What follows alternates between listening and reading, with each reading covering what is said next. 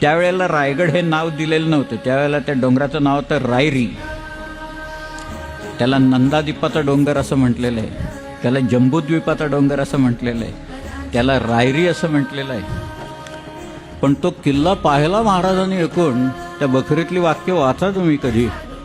कृष्णाजी अनंत सभासदाच्या बखरीत ती वाक्य आहेत, अप्रतिम वाक्य आहेत, रायगडबद्दल आहेत की खासा राजा जाऊन बघता गड बहोत चखोट.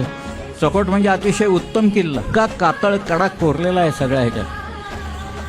पृथ्वीवर देवगिरी हा चखोटगड खरा, तोही उत्तम आहे देवगिरीचा किल्ला, पण त्याचेपेक्षा दशगुणी उंच असा तो दुर्ग पाहून राजे संतुष्ट झाले आणि बोलिले, तख्ता जागा हाच गड करावा. जर का करायचं असेल तर इथंच आपलं सिंहासन केलं पाहिजे रायगडवर. रायगड असा आहे, तो फार विलक्षण आहे रायगड.